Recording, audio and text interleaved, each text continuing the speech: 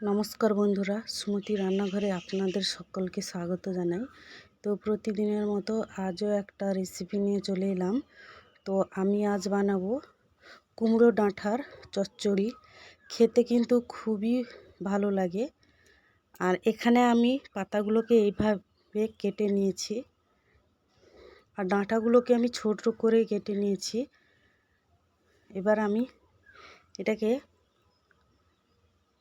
আরও ছোট করে কাটবো। তো এখানে আমি কিছুটা কুমড়ো পাতা নিয়েছি, আর এখানে আমি ডাঁটাগুলোকে এইভাবে ছোট ছোট করে কেটে নিতে হবে।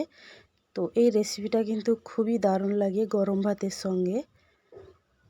আর এখানে আমি যে নরম পাতার দিকগুলো ছিল সেটা আমি নিয়েছি, এটা আমি ছোট ছোট করে কাটছি। তো এইভাবে কিন্তু আমি ডাঁটাগুলোকে কেটে নিব।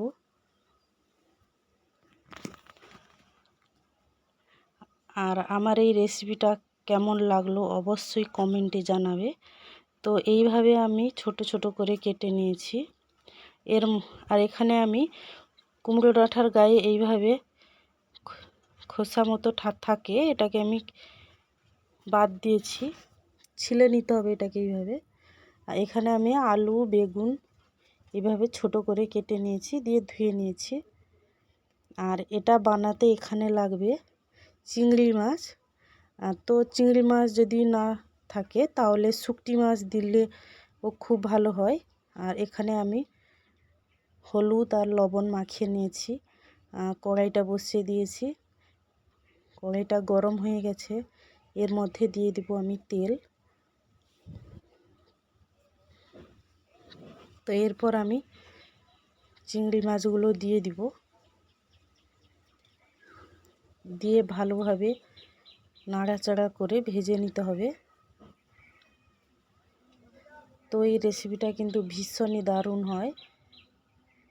আর আমার মতো আপনাদের কার কার কুমড়ো ডাঁটা খেতে ভালো লাগে অবশ্যই কমেন্টে জানাবে। আর তো মাছগুলো ভাজা হয়ে গেছে, এটাকে আমি এক সাইড করে নিয়েছি। তো এবার এখানে আমি অল্প তেল দিয়ে দিব।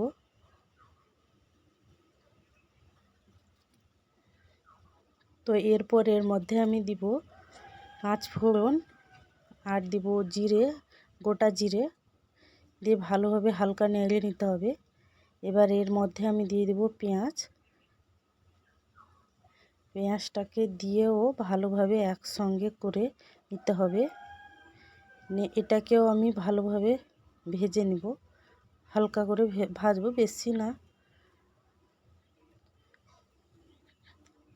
তো দেখতেই পাচ্ছ এটাকে আমি এইভাবে ভেজে নিয়েছি।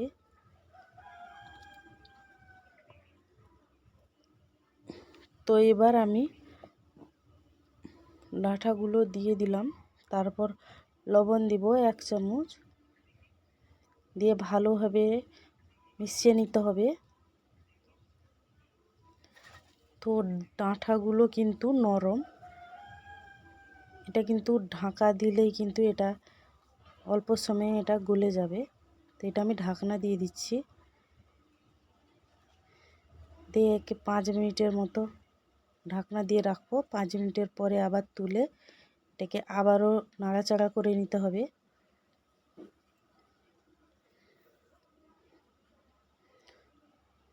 তো এটাকে আমি নেড়ে নিচ্ছি, আবারও এটাকে ঢাকনা দিয়ে দিতে হবে। এটা কিন্তু ঢাকনা দিয়ে অর্ধেক রান্না কিন্তু এটাতেই হয়ে যাবে।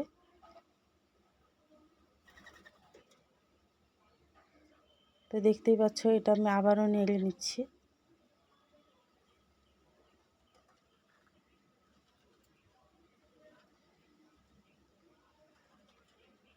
তো এবার আমি এর মধ্যে 1 চামচ দিয়ে দিব হলুদ গুঁড়ো,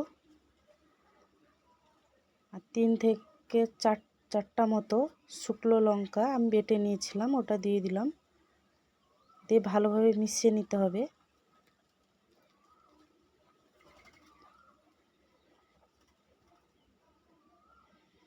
এটা কিন্তু ভালোভাবে মেশানো হয়ে গেছে।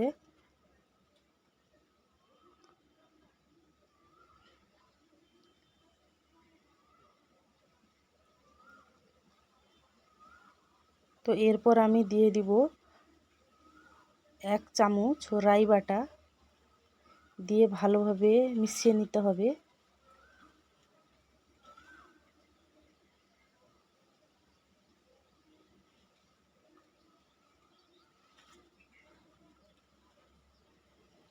তো এটা আমি ভালোভাবে মিশিয়ে নিয়েছি।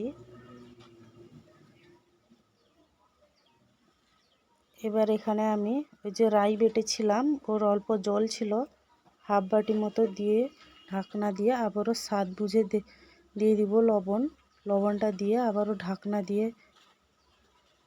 ভালোভাবে ঘেঁটে নিতে হবে। এটা কিন্তু আমার হয়ে গেছে, আমি এটাকে নামিয়ে নিচ্ছি। তো অবশ্যই জানাবে আমার এই কুমড়ো খাড়ার রেসিপিটা কেমন হয়েছে, অবশ্যই কমেন্টে লিখে জানাবে। আর এখনও যারা নতুন বন্ধু হওনি অবশ্যই সাবস্ক্রাইব করে আমার পাশে থাকবেন।